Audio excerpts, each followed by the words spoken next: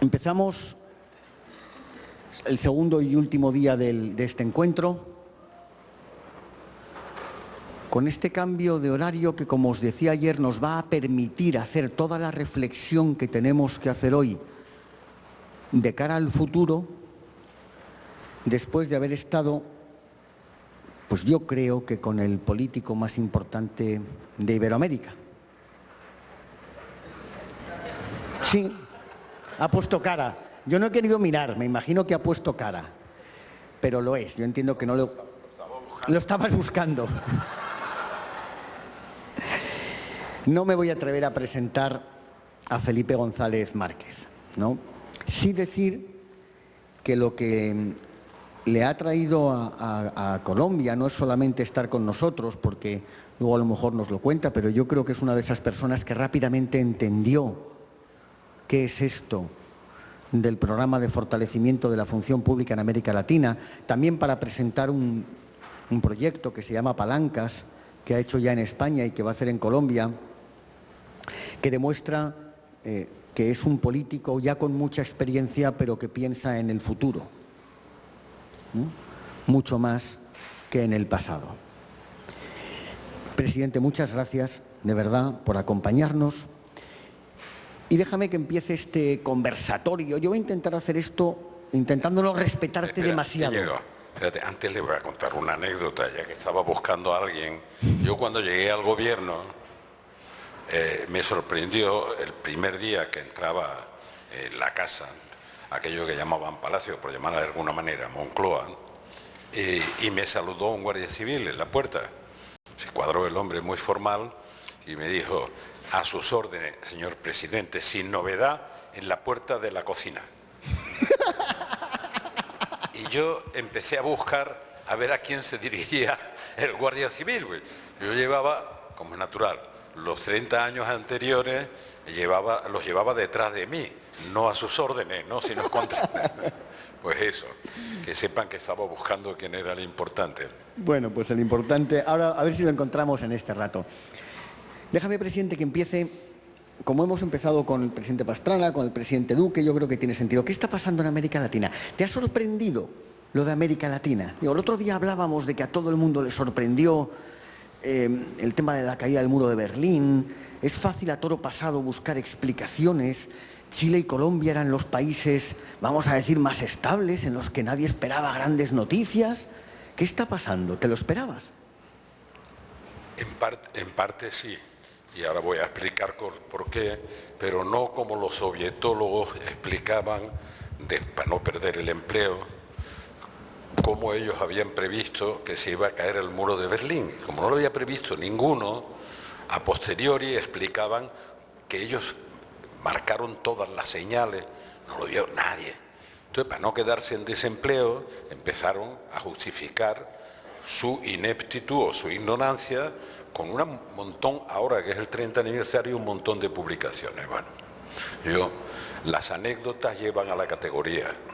El Jueves Santo, no lo sitúo, pero pueden preguntarle a tío Google, el Jueves Santo de 2013, yo estuve en Brasilia durante 3 horas hablando con Dilma Rousseff.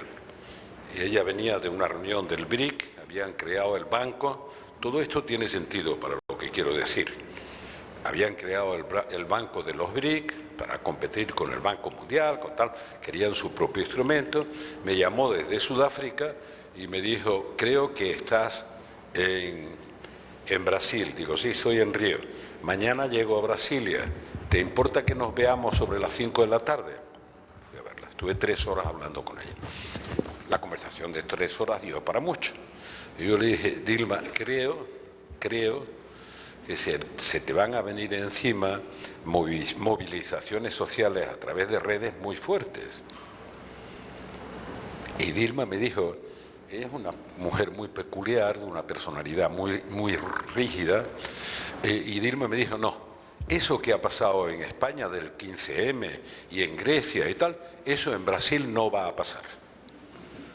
Y yo insistía, digo, mira, que no es un problema de Brasil o de España, aquí detrás hay una movilización, total. No aceptó, ella decía, hemos incorporado, tenía razón, a 36 millones decían pobres. Yo les digo, más que pobres, que también lo eran marginales, y marginal quiere decir el que vive al margen del sistema, que no espera nada del sistema, ni el sistema ni aporta nada ni espera nada. Y cuando dejan de ser marginales, los pones dentro del sistema, se convierten en ciudadanos que exigen un centro de salud, una escuela para los hijos y tal.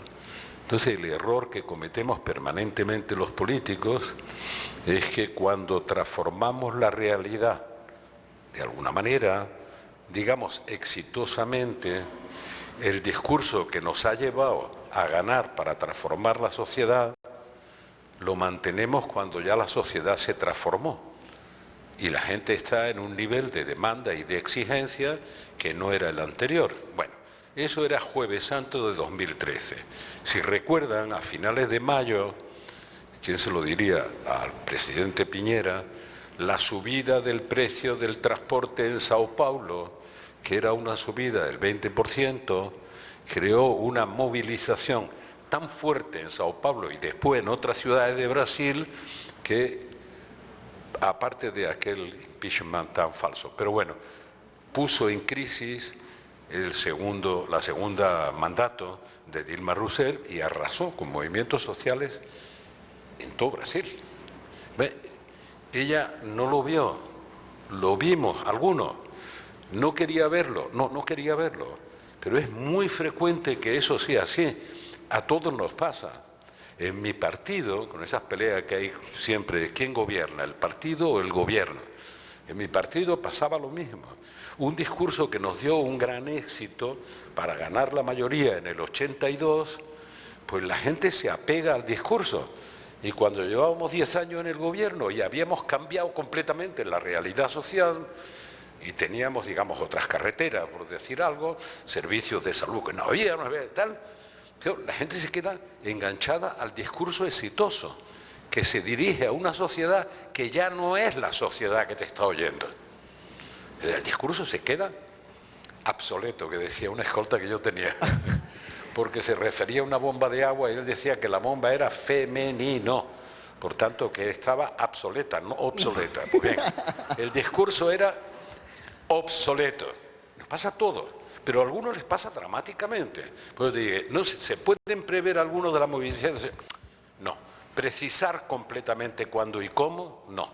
Ahora, ¿qué estamos viendo? Verán, son muy jóvenes. Ninguno de ustedes en el 68 existía.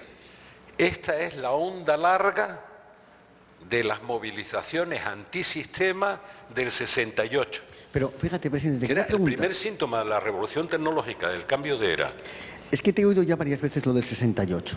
El 68, si yo no mal no recuerdo, empieza por cuestiones simbólicas, ¿no? De temas incluso de liberación sexual y tal, y se convierte en una crisis social, pero aquí parece que ha pasado un poco al revés. Empieza por la subida del metro y acaba tratando de temas simbólicos. Mi pregunta es, hay gente que dice que el 68 empezó de un tema identitario y se convirtió en una crisis social, en una huelga general que paró el país. ¿Esto es más simbólico, identitario o más material? No, son las dos cosas, no. En el 68 tú tienes en tu retina el recuerdo del movimiento hippie, amor libre y el cabreo con Vietnam. Eso es lo que pasó en Berkeley. La guerra del Vietnam transformó una percepción cultural en el sentido profundo de la juventud universitaria norteamericana, y ahí se monta el 68 que sí recordamos de hippies, ¿no? De movimientos hippies. Yo era joven en el 68, os lo juro. Fíjate.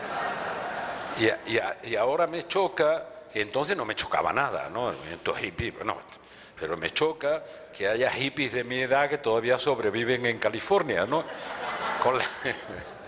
Yo quiero ser millennial con 77, pero hippie ya no me da la vida para estar con las camionetitas llenas de florecitas y esto.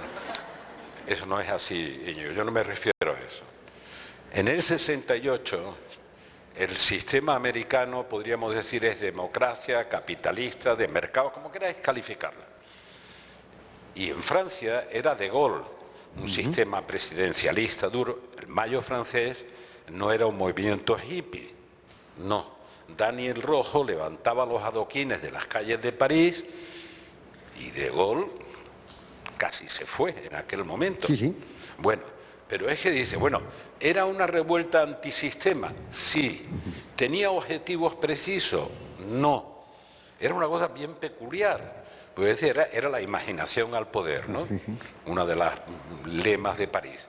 Pero es que en México, el México del PRI fuerte, el que Vargas Llosa llamaba la dictadura perfecta, en México el 68 es la revuelta de Tlatelolco.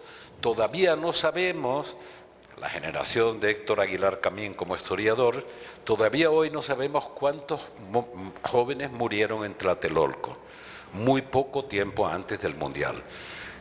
Y todavía podríamos considerar que esos 3 puntos de movilización en distintas partes del mundo, no conectados entre ellos, serían una revuelta contra un sistema capitalista, aunque fuera de autoritario en México, golista en Francia. No, es que la primavera de Praga era del 68 y la revuelta era contra el sistema y el sistema era comunista. Y la acabaron los tanques de la Unión Soviética entrando en Praga. Y mi amigo Dubček, el del socialismo con rostro humano, dedicó un montón de años de su vida después, hasta que volví a verlo de presidente de la Asamblea Checoslovaquia, después de haber hecho la transición y tal. Bueno, Checoslovaquia, estoy hablando de Checoslovaquia, que era el nombre de casada, después de divorciarse eran Chequia y Eslovaquia, ¿no? Bueno, todavía era Checoslovaquia. Y este, que era eslovaco, Dubček, me recibió como presidente y tal. Este hombre se pasó desollinando chimeneas 20 años de su vida. O sea, los carros soviéticos entraron, aplastaron el movimiento y naturalmente se llevaron por delante. Por tanto, les contaría muchos detalles. Verá, hay una parte de ver la realidad que es intentar describir anécdotas que llevan a la categoría. Si quieren yo les explico la categoría, es mucho más aburrido. Pero si les explico la anécdota les diré, eso fue un movimiento global antisistema. ¿Cuál es la diferencia con el movimiento actual? Que deberíamos analizar las causas, ¿eh? Eso es lo que te quería decir. O sea, estamos Hay una diferencia fundamental. El antisistema de hoy es contra el sistema que sobrevivió a la caída del muro de Berlín. Porque hoy dice, es que lo de Hong Kong también es antisistema chino. Pero es que China es nominalmente un sistema comunista, pero en realidad es confuciano. Es tan capitalista como capitalismo de Estado como Dinamarca. Por tanto, no es una revolución antisistema, esta también lo es, teniendo en cuenta que toca 2 sistemas diferentes. Solo toca un sistema, el sistema de economía de mercado, sea de economía capitalista de Estado, como China, pero de economía de mercado. Y lo que está señalando, entre otras cosas, es que esta economía de mercado, que es un principio fundamental, no el más importante, de funcionamiento de las sociedades libres, es decir, puede haber mercado sin libertad, pero libertad sin mercado no. O sea, Pinochet era un dictador, pero creía en la economía de mercado, hasta extremos que hoy se pagan. Por tanto, ahora están denunciando el fracaso de este sistema en el que vivimos. ¿Pero del sistema económico, de la economía de mercado o del sistema representativo? Claro, uno de los elementos es de la economía de mercado, es el común a todos. El más doloroso para nosotros es que está poniendo en cuestión gravemente la democracia representativa en la que vivimos, y gente como yo todavía más, porque, como le dije a Chipra hace 3 años, decía, con 40 años llegó usted al poder, yo también he llegado con 40 años. ¿Cuánto le frustró la realidad con la que se encontró en relación con sus proyectos, con sus deseos? Y yo le dije, seguramente menos que usted.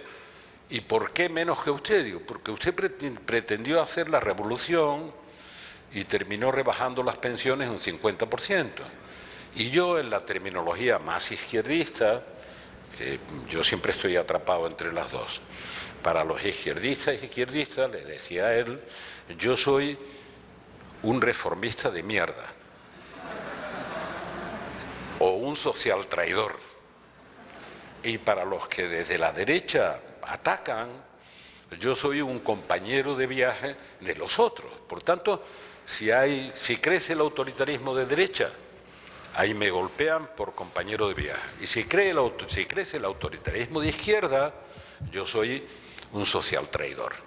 Digo así, como yo era un reformista, lo que quería es mejorar las condiciones de vida de la gente en mi país. Quería que tuvieran sanidad universal, acceso universal a la educación, reformismo puro y duro. Pues, usted quería hacer la revolución y como la chocó con una realidad, que empezó haciendo la revolución bajando las pensiones al 50%. Claro que se frustró. Por tanto, vamos a ver. Presidente, vamos a ver, porque en lo que hemos escuchado además estos días, son demandas que tienen sentido. Es gente que ya está en el sistema y que demanda cosas, que pide cosas, estas, como dices tú, pequeñas cositas sin importancia, como educación universal, sanidad universal, esto que comentabas. Tiene sentido que las pidan. Pero el modo en el que las están pidiendo, tú mismo acabas de decir, está poniendo en peligro el sistema. Un sistema que, por otro lado, es el único que nos está permitiendo que estos últimos 30 años las cosas hayan ido mejorando razonablemente. ¿Qué hacemos? Vamos a ver, primero intentar saber qué pasa. Tenemos algunos hilos conductores, es decir, está fracasando en algo después de haber liquidado el elemento de contención que era una alternativa sistémica. Dice, ¿a qué temía la democracia liberal con economía de mercado, con capitalismo? Hombre, temía a que hubiera una oferta, por disparatada que fuera, que era una oferta completamente distinta, que era la comunista. Ahora no tiene una oferta completamente distinta, por tanto... ¿Tú crees que no? ¿Tú crees que no hay una oferta? ¿No empieza a haber una oferta? No. Pues hay mucha gente que está diciendo que... Si alguien dice que Maduro es una oferta alternativa, me pego un tiro al amanecer. ¿Pero China? No.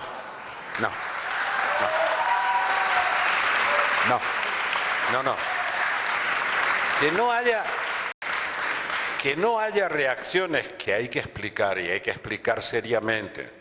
Pareciera que estuviera conectado con mi amigo Fernando Enrique, que acaba de hacer una conferencia en Oxford. Ahora lo que hay son propuestas de derecha, por hablar en la terminología clásica que algunos niegan, y de izquierda. Normalmente cuando alguien dice ya nunca más, se puede hablar de derechas y de izquierda. Cuando alguien dice eso, normalmente es de derecha, normalmente. Porque se confunden muchas cosas, entre otras cosas, bueno, oiga, una macroeconomía sana y equilibrada, ¿es de izquierda o de derecha? No, es necesaria para un país. La lucha contra la inflación, que es el peor impuesto a la pobreza, ¿es de izquierda o de derecha? Hombre, debería ser más una preocupación por la izquierda, para la izquierda, pero es para todos. Dice, entonces, ¿qué diferencia hay entre unos y otros? Le voy a decir para que lo piensen bien. Usted tiene que tener como política presupuestaria ingresos y gastos. Es elemental, ¿verdad? Pues la mezcla de cómo se ingresa y cómo se gasta marca no cuánto déficit o cuánta deuda, esa la paga todo el mundo, sino cómo se mezclan los ingresos y los gastos para obtener algo que debería ser, no es, común a todos. Es una estabilidad macroeconómica que te dé perspectiva, que no hunda a los países. Pero claro, la mezcla de ingresos significa, oiga, ¿quién paga más para tener los ingresos necesarios para hacer lo que el gobierno del Estado quiere? Pero claro, el gobierno quiere en algunos casos que haya un servicio universal de acceso a la salud y en otros casos que haya libertad económica para prestar servicios sanitarios y por tanto que haya sanidad privada, ¿verdad? Hay una diferencia de opción no pequeña. Si tú quieres hacer un servicio universal de salud, tienes que tener ingresos fiscales suficientes para sostener ese gasto, que es redistribución indirecta de la riqueza, no. Eso es lo que se dice en América Latina.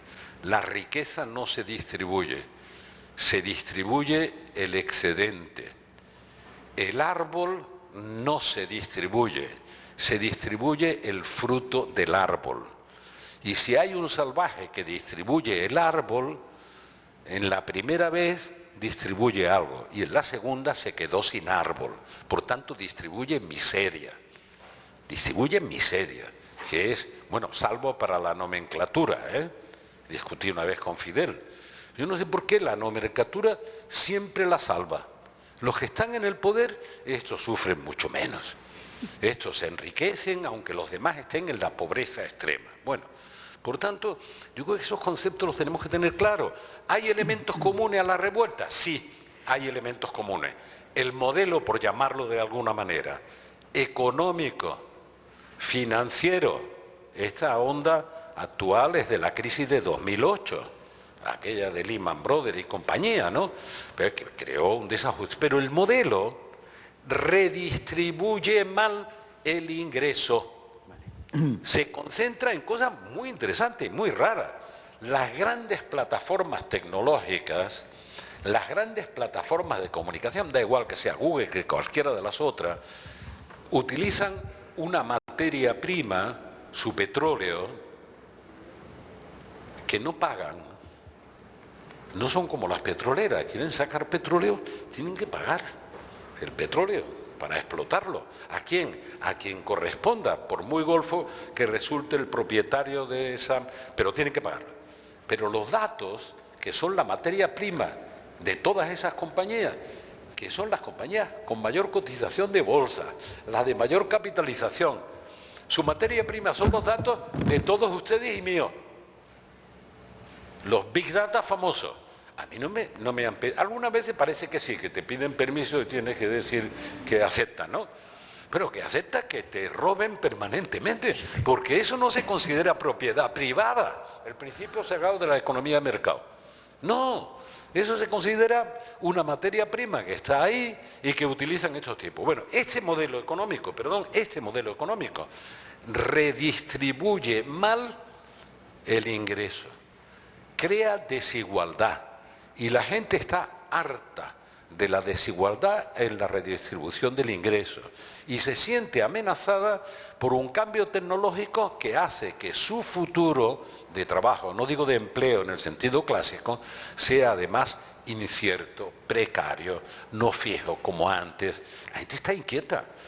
Pero esa redistribución es igual en China y en Dinamarca. Pero una cosa que me parece muy interesante, porque si te he entendido bien, presidente, tú dices el modelo, y ahora estoy hablando más del político, del sistema representativo. Después vamos al político. Ese no está en cuestión, porque nosotros lo que estamos viendo es que cada vez más, porque tú decías no hay alternativa, y lo que estamos viendo es que las nuevas generaciones cada vez más empiezan a dudar, porque a lo mejor no lo entienden como conquista social, porque lo han vivido así, de que realmente ¿para qué necesito yo este sistema representativo? Tampoco me está dando tanto. Y ves el modelo chino, oye, a estos les va muy bien, no tienen que andar haciendo elecciones cada 5 meses. Hombre, hay una cierta fascinación con el mandarinato chino. No digo con el sistema comunista chino, comunista no es, que yo sepa, ¿no? Es capitalismo de Estado, es el mandarinato. Es mucho más de Confucio, de hace 2500 años, de algo que me atribuían a mí cuando estuve en China hace 30 años, hablando con Deng Xiaoping. Es mucho más del modelo de que el color del gato no le importa a la gente, que me decía Deng Xiaoping. Y el gato puede ser blanco o puede ser negro. Lo que le importa a la gente es que cace ratones, porque si no, ¿para qué quieren el gato? Esa era la respuesta que me daba el viejo. Tenía mi edad, la que yo tengo ahora, pero para mí entonces era un viejo. La respuesta que me daba el viejo cuando yo le decía, esto que me explica no es comunismo. Y otra vez insistía, y él muy paciente conmigo, termina diciéndome, mire, el color del gato, si es comunismo o capitalismo, eso no importa a la gente. A la gente le importa que el gato cace ratones. Y puso a cazar ratones al gato chino. Se nota, ¿verdad? Digo, pues entonces, claro que hay una crisis política. Solo me ha dejado avanzar en el primero de los síntomas que es común a todas las revueltas antisistema que estamos viviendo. primero que es común, se expresa de muchas maneras. ¿Cómo se expresa en Irak? Que van ya por 700 o 800 muertos después de lo que han sufrido las guerras, contra un gobierno que consideran corrupto y que no atiende a las necesidades de la gente. Por tanto, es antipolítica.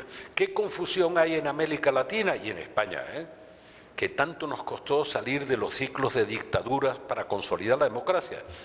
Que todo el mundo cree que la democracia garantiza el buen gobierno. Pero la democracia es una forma de organización de la sociedad. La democracia no garantiza el buen gobierno. Entonces, ¿para qué sirve? Para echar a los gobiernos que no nos gustan. Para eso. Qué pequeña cosa, ¿no? Dice, no, hay un gobierno...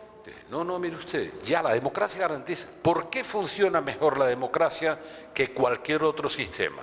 Que diría Churchill, este es el peor de los sistemas si excluimos a todos los demás. Porque a los políticos no nos gusta que nos echen. Yo acabo de decir que la ventaja de la democracia es que echamos a los gobiernos que no nos gustan. Como no nos gustan que nos echen, tratamos de corregir y de mejorar las prestaciones. Preocupación que no tienen los tiranos como Maduro o como era Somoza. Este no tiene esa preocupación. Dice, ¿usted no le gusta lo que hago? Pues se jode. Voy a seguir haciendo lo que me conviene. Entonces, los políticos que están sometidos al voto, uno de los elementos de la democracia, como no nos gusta que nos echen, tratamos de mejorar nuestras prestaciones. Y a largo plazo, la democracia, con instituciones, esperando que no se la carguen algunos de los venados que tenemos ahora, se llamen Trump o Johnson o esto, claro, las instituciones prevalecen y te obligan a ir mejorando las cosas. Pero el proceso es un proceso lento. Nunca culpen a la democracia de la estupidez de nuestros representantes, porque es injusto. Simplemente cuando no les gusten, échenlos y prueben con otros. Y si no les gustan, vuelvan a echar, hasta que aprendan ellos, no nosotros. En España llevamos votando a cada rato. A mí no me importa, porque la mitad de mi vida no me dejó votar Franco, por tanto, me deben un montón de votos. No importa que me lleven a las urnas todos los meses, coño. No me...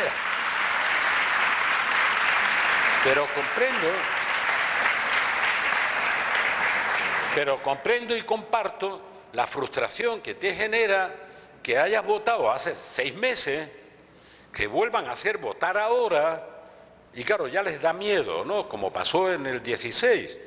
Dice, oiga, vuelva usted a votar hasta que acierte. Dice, no, por favor, a ver si alguna vez acierta usted con mi voto y lo administra bien, y no me lleve otra vez a las urnas, que la democracia representativa es eso. Usted me representa, mi voto no es un mandato, porque cada uno vota por una razón distinta. Usted representa lo que yo anhelo y es capaz de articular un gobierno. Ahora, que no es capaz, váyase, no se vuelva a presentar, no vuelva a decirnos que vayamos a votar hasta que acierte el que vota. No, el que tiene que acertar es el representante. Presidente, y si no, no sirve. Te he oído varias veces en estos días decir que te sientes que no te representan como si fueras un millennial. Pero mi pregunta es que estaba esta mañana diciendo, ¿y por qué? Está con mala fe, ¿Y por qué? No, es que como llevamos unos días que hemos charlado ya, pues oye, uno va apuntando cosas. ¿Por qué no te sientes representado? Por las personas, por las ideas. ¿Por qué? Son las personas concretas, ¿no? Es que no hay... Como decía mi amigo el gitano, esto que me pregunta merece una conversación. Ese no se resuelve con un tuit. Y menos para mí, que no soy Trump, que no tengo la gran sabiduría de concentrar en un tuit una inmensa tontería. Eso no soy capaz. O una mentira flagrante, ¿no? Sí. La gente a veces en Estados Unidos se pone nerviosa, y fuera de Estados Unidos más, porque en Estados Unidos criticar a Trump, como todavía eso forma parte del sistema, pero fuera que da tanto miedo la dependencia, pues criticarlo. Y yo no lo critico, al contrario, yo le estoy pidiendo a los americanos que lo vuelvan a elegir para una segunda oportunidad, porque en 4 años no le ha dado tiempo a destrozar a Estados Unidos y al resto del mundo. Hay que dejarle acabar su obra. No tiene tiempo suficiente, hay que dejar que acabe con la segunda parte de la onda que recorre el mundo que explico ahora. Pero lo que me estás diciendo los millennials es que presentamos hace un mes, ¿no, Rocío? Hace menos de un mes, presentamos un magnífico estudio dirigido, entre otras, por quizá una de las sociólogos políticas, digamos, más brillantes que tenemos por allí por España, es Belén Barreiro. Es brillante en todo, pero es demasiado seria, muy seria. No se ríe ni para atrás.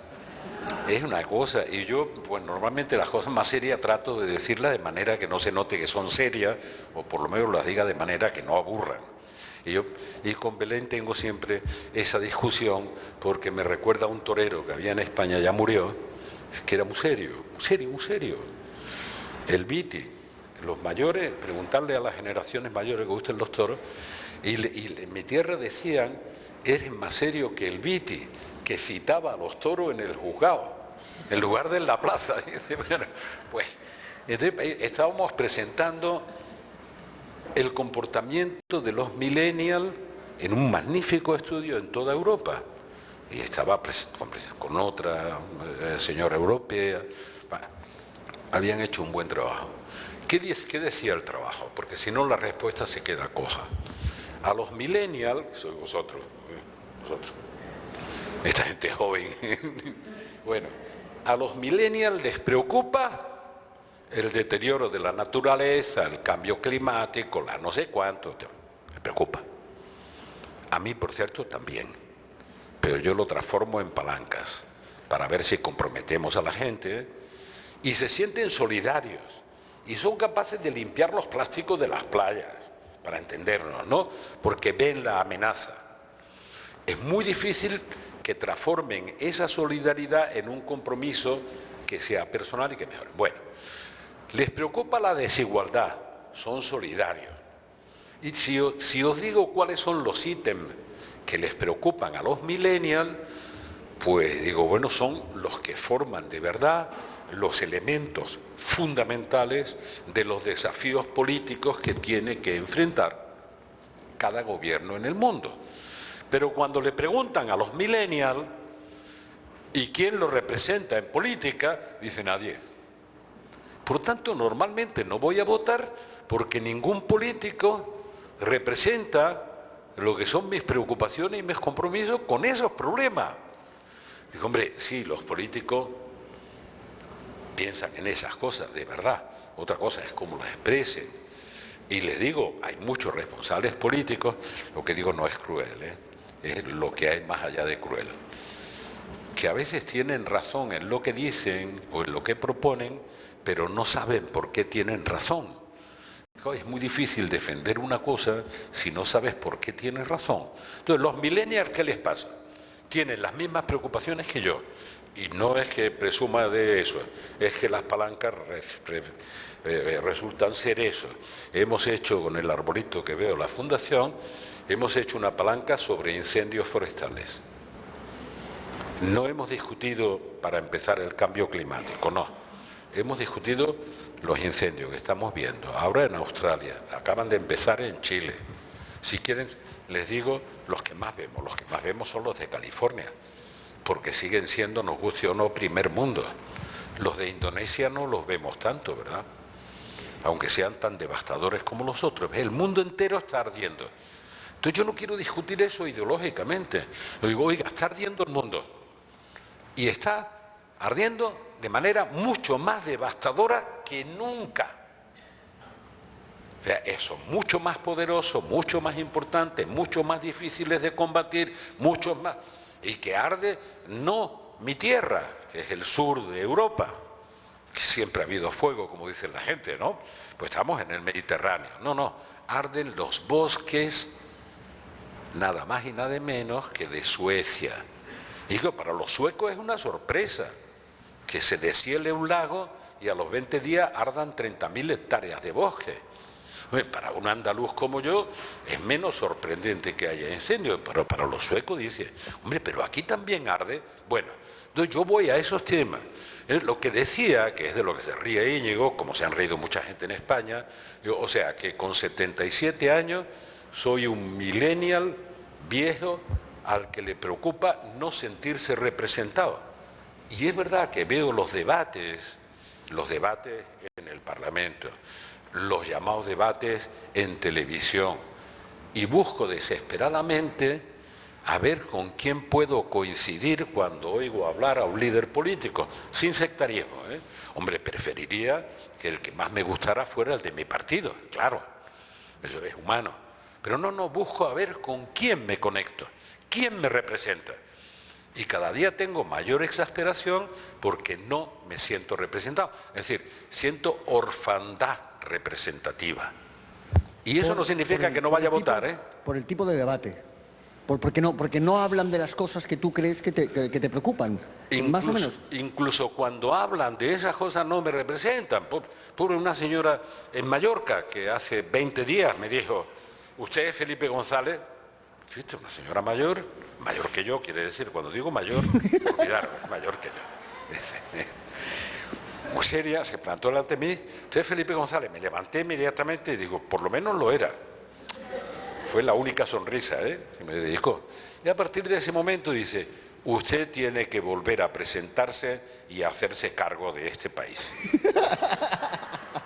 Puta, seria, pero seria, perdón, pues seria, con volvitis, muy seria. Y dice, digo, pero señora, por favor, comprenda usted que hay una nueva generación que se tiene que hacer cargo de esto, que yo tengo 77 años y un marcaplazo y no sé cuántas cosas más, ¿no? Que sobrevivo por el Sistema Nacional de Salud que montamos, que lo hice por eso.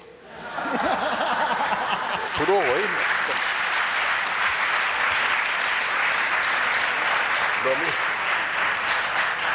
Lo mismo que mejoré todas las cárceles, por si acaso era inquilino. Era puro egoísmo. Bueno, pues la señora da con el bastoncito así, y muy alta, ¿eh? Y dice, pues cuando le digo, pero tengo 77 años. Así dice, y el mes que viene cumplo yo 90. ¿Y qué? Va, me aplastó. Y digo, pero bueno, ¿qué es lo que le preocupa? Agárrense que viene en curva, porque ella no era millennial, ¿eh? Les aseguro que el cambio climático ya no le va a dar tiempo a que le perjudique, porque tiene 90 años. Respuesta para Manual de Estudios Políticos de Verdad.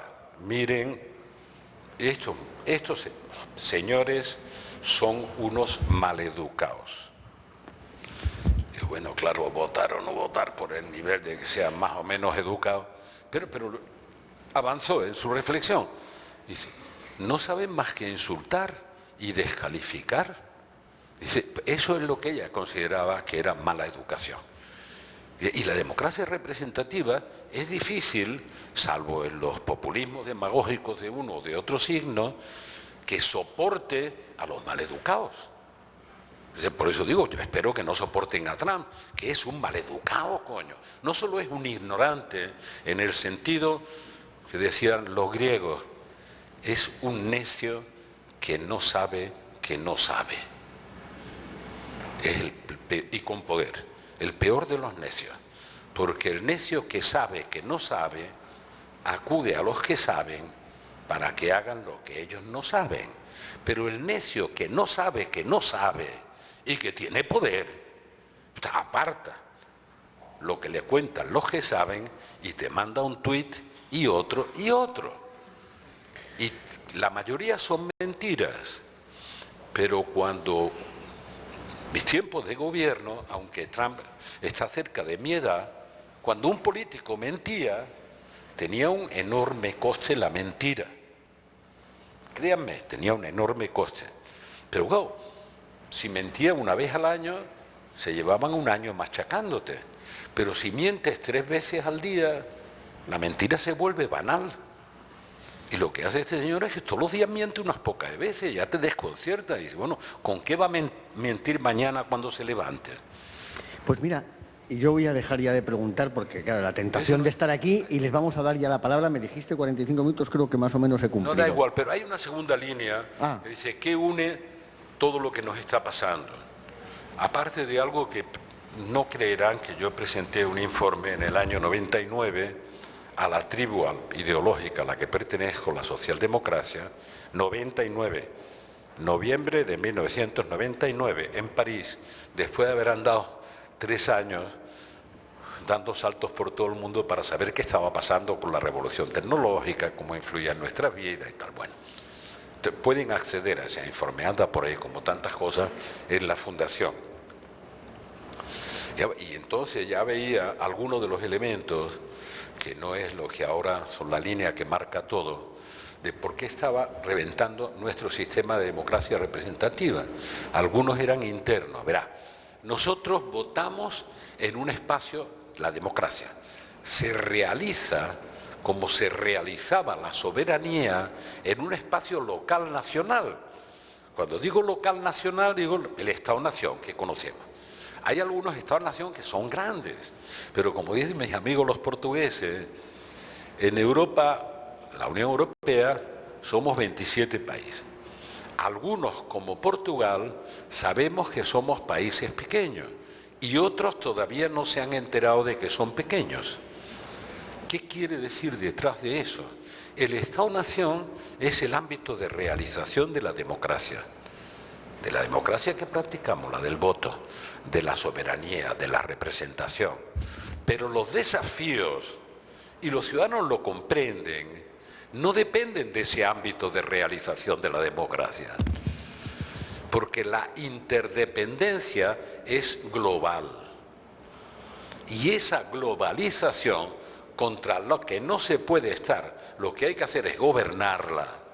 Igual que uno no puede negar la revolución tecnológica, sino usarla en beneficio de la gente, no puede negar que el fenómeno de la globalización está para quedarse, igual que el de la revolución industrial, igual que el del Renacimiento contra la Edad Media. Bueno, pues el ámbito de realización de la democracia se desajustó por eso, no solo por eso, por las redes sociales, porque la representación en las democracias que conocemos se hace a través de los parlamentos que serenan el debate para distanciarlo de las emociones. Y la sociedad de la red es una sociedad de emociones inmediáticas. Si pasa algo horrible, queremos que nuestros gobiernos respondan inmediatamente a la emoción ante lo horrible que tenemos, que no esperen, y si esperan, le damos con todo. Pero el otro tema que a mí me preocupa ahora, porque es verdad que desde 2008, con esa implosión del sistema capitalista que representó Lehman Brothers, pues hemos administrado mal la crisis y ha habido un incremento de la desigualdad, y yo que soy viejo temo que la siguiente crisis que se está gestando ya, en la capacidad de aguante de la gente, ya no exista, que se incendie todo, porque la gente está harta, ha pagado las consecuencias de la crisis de manera muy dramática en todo el mundo. Por tanto, la otra cosa que me preocupa, a mí, vamos a ver, yo no estoy dispuesto a sentarme, yo pienso lo que pienso y no voy a renunciar a pensarlo, a gente joven como vosotros, para caer en una tentación de adoctrinamiento. Y además no pienso renunciar a la mitad de mi cerebro. Pues yo veo que hay muchos dirigentes políticos que les funciona o la mitad izquierda del cerebro o la mitad derecha. Entonces, cuando les funciona la mitad derecha, lo que hacen los de derecha, aunque sea una barbaridad, o sea tiránico, o sea una falta de respeto a las reglas, le parece menos malo, porque son los suyos. Y con la izquierda pasa igual. Si Morales falsea las elecciones, ha hecho muchas cosas buenas, pero si falsea los resultados, hombre, no lo vas a tratar como a Fujimori, que también falseó los resultados. A mí la mitad de mi cerebro no me deja de funcionar porque alguien me enseña una bandera que diga, no, pero si esta es la bandera tuya, es que ha dejado de ser de los tuyos. Les digo una barbaridad.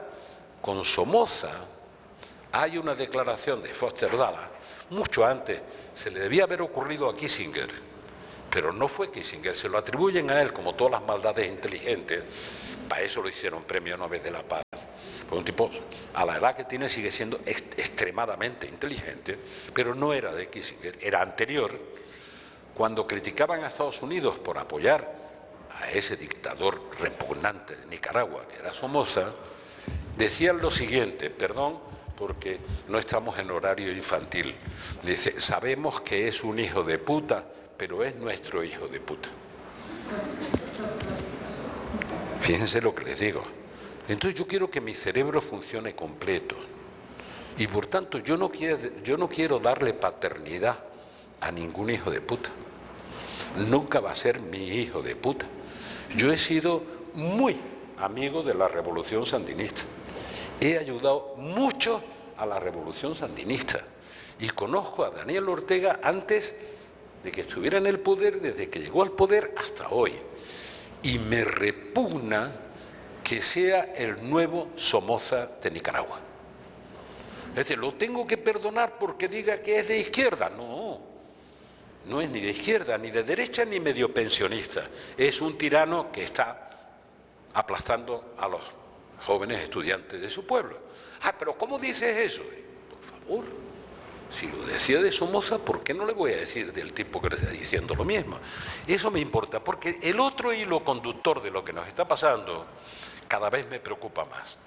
Este mundo está rompiendo las reglas de convivencia, la norma.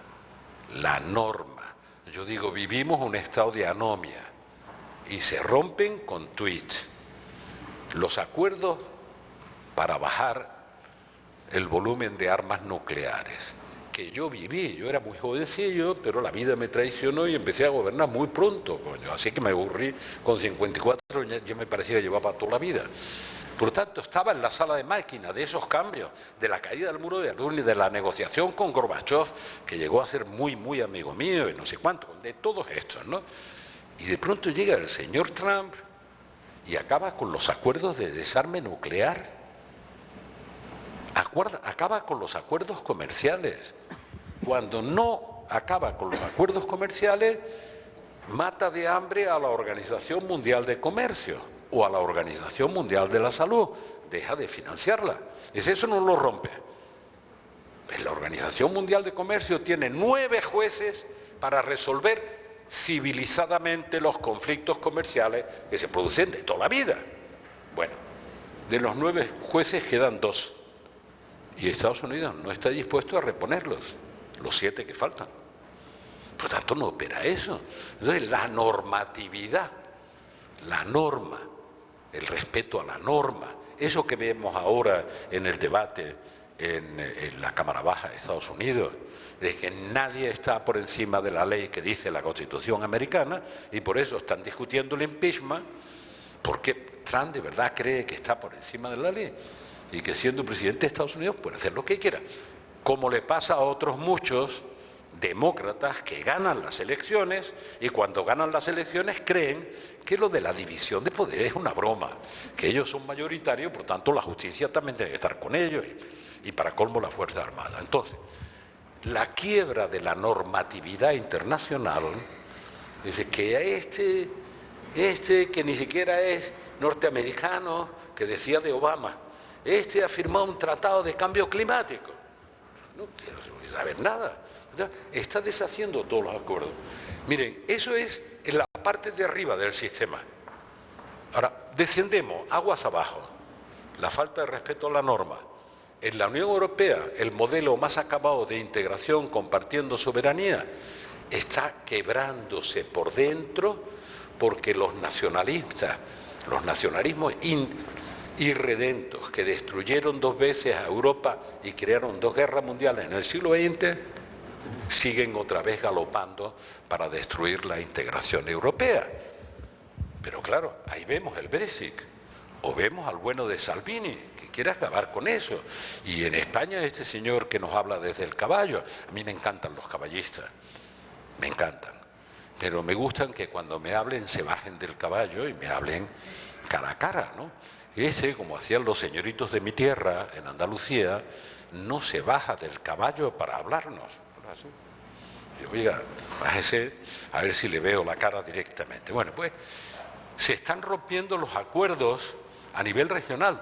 América Latina es la gran patria latinoamericana solo en la publicidad de Avianca.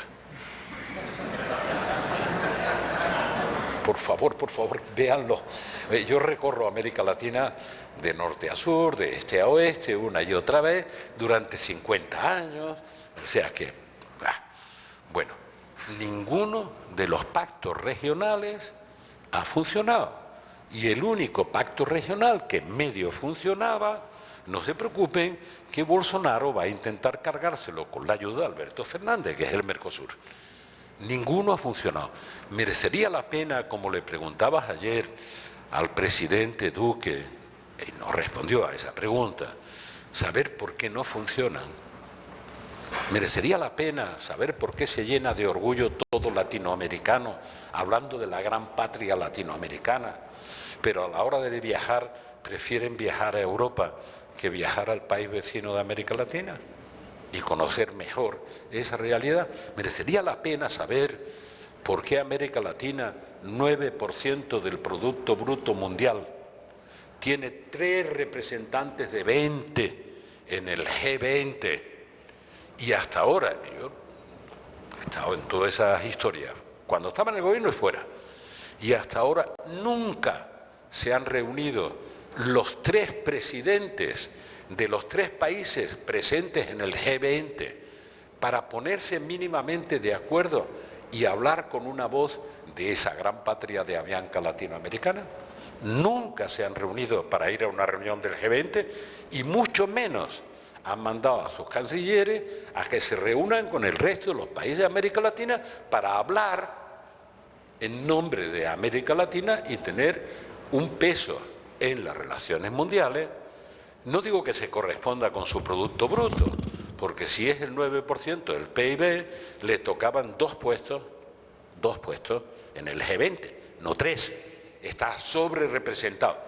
¿Le sirve de algo estar sobre representado a América Latina? Pues seamos autocríticos. No. Y la culpa no la tienen los otros. Por tanto, estamos acabando con la normatividad. Aguas abajo ya ha llegado al nivel regional. Ahora vamos al nivel nacional. La Constitución es orientativa. No, la democracia está por encima de la Constitución. Que me dicen mis amigos independentistas catalanes. ¿Cómo? La democracia está por encima de la Constitución. Lo mismo cree Trump, el expresidente de los Estados Unidos, diga lo que diga la Constitución y diga lo que diga. No, mire, la democracia respeta la Constitución incluso para cambiarla, para romperla y saltársela. Eso lleva a la tiranía. Si tú no tienes fuerza para imponer tu tiranía, espérate un ratito que ya vendrán otros con la fuerza suficiente para imponer su tiranía.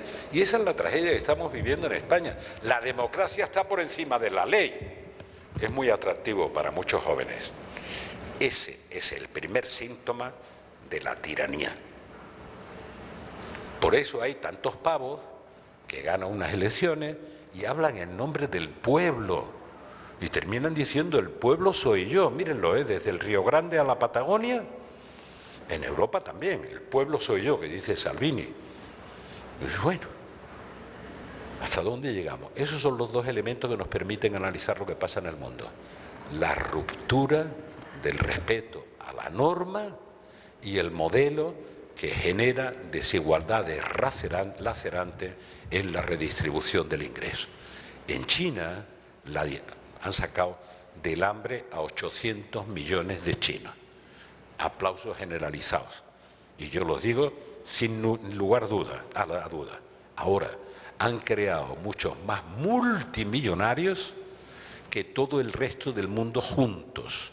también más ingenieros electrónicos, por cierto. Solo China produce más ingenieros electrónicos que el resto del mundo juntos. Pero la desigualdad allí es tan lacerante como en cualquier otro lado. Pero es obvio que tampoco van a salir mucha gente a la calle a protestar, lo entienden, ¿verdad? Presidente, claro, a mí se me ocurren, no pararía, ¿no? Pero antes de pasar a las preguntas que han ido mandando los alumnos a través de esta aplicación y que van a empezar aquí, por intentar centrar un tema de la administración pública, ¿no? Como sabes, estos chicos tomaron esa decisión extraña, misteriosa, de pudiendo hacer otras muchas cosas, dedicarse al servicio público. Dedicarse al servicio público. Acabaron la carrera y en vez de trabajar en sitios donde les pagarían más dinero, que estarían mejor, no sé, posicionados de cara a sus amigos, pues decidieron esta cosa tan rara, ¿no? Con lo cual están intentando cada uno de ellos mejorar sus entornos desde lo público. Emilio Lamo de Espinosa nos hablaba el otro día de la debilidad del Estado, que no era cuestión de si América Latina necesitaba más Estado o menos Estado, sino un Estado más eficiente. No sé si decías eficiente o eficaz, ¿no? Las dos cosas. Pero creo que deben ser las dos cosas, ¿no? ¿Cuáles crees tú que son los principales retos de los estados, si es que se puede hablar de Latinoamérica en este sentido, ¿no? En esta pregunta, del Estado en América Latina? O sea, tiene que ver con cuestiones internas de organización, de eficiencia, tiene que ver con tener capacidad de empatía con la sociedad, con estar cerca de los ciudadanos. ¿Por dónde tendrían que ir las cosas para que Latinoamérica pueda tener un Estado fuerte que permita que la sociedad crezca? Y ya después de esto prometo, y podéis empezar a prepararlas para ir pasándolas. De nuevo diré que no hay un modelo latinoamericano, hay estados en cada sitio. Con alguna frecuencia nos encontramos con estados ineficientes y llenos de grasa. No es porque haya poca gente. Sí, hay mucha gente, pero eso no se transforma en eficiencia. Aquí hablamos de la función pública, que es una terminología española. En la mayor parte de América, funcionario público es el político. Entonces, hablemos para homologarnos, servidores públicos, gente que está al servicio de lo público. Y bueno, a mí me han preguntado esto que me preguntas, estando sentado con Ricardo Lago, Fernando Enrique Cardoso, Sanguinetti, hacíamos una especie de cuarteto diabólico, cada uno pensaba de manera distinta, pero no sabíamos por qué el cuarteto funcionaba armónicamente y por lo tanto íbamos completando. Y ya cansado de la pregunta, como la del liderazgo, que me la han hecho 80 millones de veces, y yo les aseguro que mientras que uno está ejerciendo el poder, no teoriza sobre el liderazgo, no le da tiempo. Pero cuando te lo preguntan tantas veces, empiezas a pensar, ¿y en qué consistirá esta vaina? Espérate, y terminé haciendo un libro sobre liderazgo en tiempos de crisis. Bueno, esas tonterías que hacemos los jubilados de júbilo, ¿no? No de tristeza. Bueno, pues, me preguntaban, ¿y usted qué estado propone? Ya saben cuál es el debate en América Latina. El estado mínimo o el estado presente en todo. Los estatistas y los liberalizadores quieren acabar con el Estado y no sé cuánto y tal. Pues, y en esa pelea nunca nos ponemos de acuerdo. Y digo, yo quiero un Estado Ipanema. ¿Ipanema? Y Fernando Enrique, que estaba a mi lado, dice, oye, ¿cómo dices de Ipanema?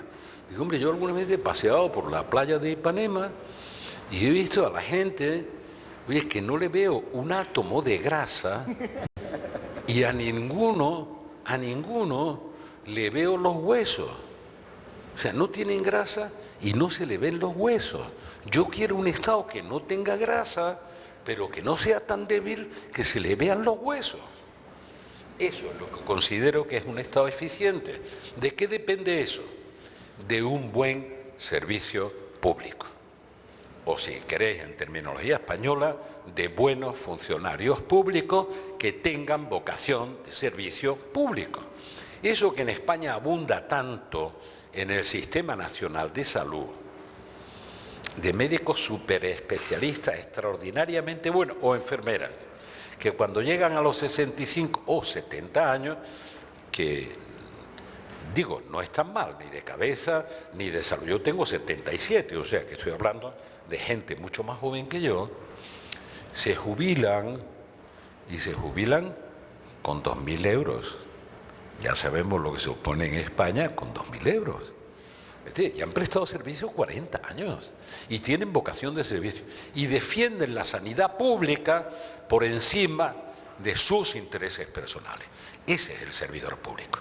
Pero cada vez más heroico entrar en la función pública o en el servicio público. Por lo que les voy a decir, y es una experiencia, yo no venía del aparato del Estado, porque el aparato del Estado era franquista y la verdad es que no gustaba mucho de ese gran protector que era Franco. Por tanto, yo venía de fuera del aparato del Estado y llegué a las primeras, casi a las primeras elecciones democráticas procesado. Por tanto, en libertad provisional. Por eso me preocupé tanto de hacer buenas cárceles, ¿no? Entonces, lo que les digo, ¿qué es lo que pasa con lo que llamamos ahora la función pública? Bueno, quien se dedica a la función pública en general, ¿no? Por eso distinguiría gente que está en el servicio en general, se dedica hoy siendo, para empezar, presuntamente culpable. Todavía no sabe de qué va a ser culpable, porque de buena fe está prestando un servicio. Dice, pues no se preocupe, ya llegará el momento en que le diremos de qué es culpable. Dice, oye, si yo nunca me he quedado con el dinero público, nunca he robado, nunca he sido un corrupto, no importa. Dice, ¿cuántos años le quedarán de vida? 20 más, 10 más. Seguro que ya demostraremos que es un corrupto. Dice, bueno, ¿qué vocación de servicio público si uno no tiene intención de robar? Compensa con una retribución económica que es incomparablemente menor que estar en el servicio privado o en la competencia privada. Entonces, formar servidores públicos. Le he dicho a estos de la Fundación, bueno, que probablemente tienen la tarea más apasionante, si la desarrollan, que uno puede tener. Es formar a servidores del Estado con vocación de servicio, sabiendo que es un servicio no mercenario, que no es a cambio de lo que reciban, sino para servir a los demás. Y esa selección de servicios me parece la que más necesita América y la más apasionante. Veamos, en España tenemos, si no los estropeamos, un número de servidores públicos muy importante en educación, en salud, en áreas importantísimas del Estado, que son servidores del Estado, no servidores del gobierno de turno, sino del Estado, no del partido de turno en el poder, sino del Estado. Y tenemos una buena base, de verdad, de servidores públicos. A veces la estropeamos porque nos metemos donde no nos corresponden. Y a mí probablemente esa es la mayor de las preocupaciones que tengo. Y en la embajada antes de ayer conté una anécdota que nadie me cree cuando la cuenta, porque hice un informe sobre el futuro de Europa para que vean lo que considero lo que es el servicio público. Hice un informe sobre el futuro de Europa entre 2008 y 2010. Se pusieron de acuerdo todos los jefes de Estado y de Gobierno.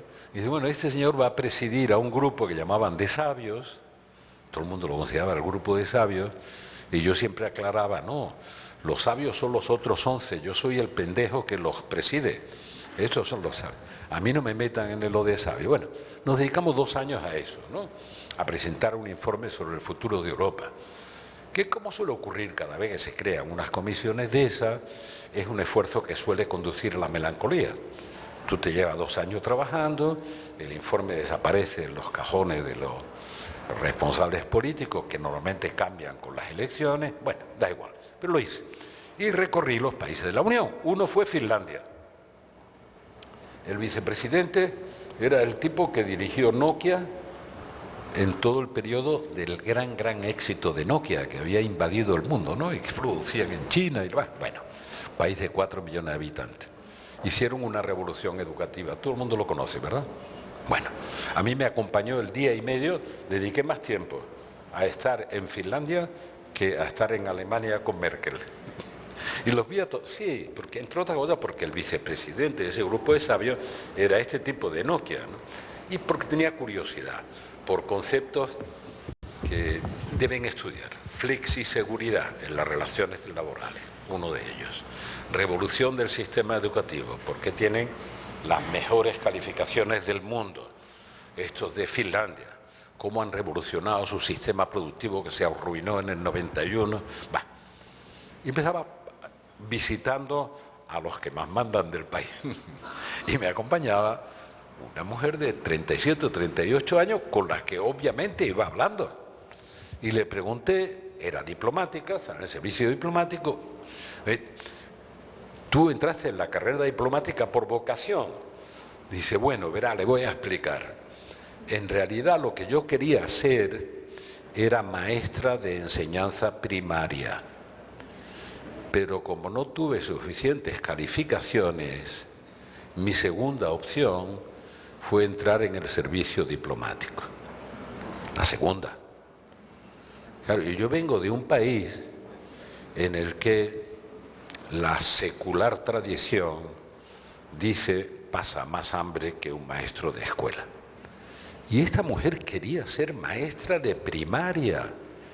¿Iba a ganar más dinero de maestra de primaria que de diplomática? Hombre, es obvio que no. ¿Qué significaba que quisiera ser maestra de primaria? Es lo que de verdad quiero transmitirles para los que tengan vocación de servicio. Que su estatus, no su economía, su estatus en la sociedad finlandesa era el más alto de todos, incluyo en todos los catedráticos de universidad. Los maestros de primaria han llegado a la conclusión, los finlandeses, se habrán vuelto locos con el frío, de que lo más importante para ellos es a quién entregan a sus hijos pequeños para que los eduquen en la primaria. Esto es lo que digo, esa prestación de servicio tiene algo de mercenario. ¿A cambio de qué? A cambio de que le reconozcan su trabajo. Bueno, yo creo que estos chicos saben de lo que hablas, presidente. Vamos a ver qué nos quieren preguntar. ¿Esto va a funcionar, Javier? Presidente, pregunta Alejandro Lobo. Después de más de una década en el cargo, ¿cuál cree que debe ser el rol de alguien después de su periodo de gobierno? En lo del jarrón chino.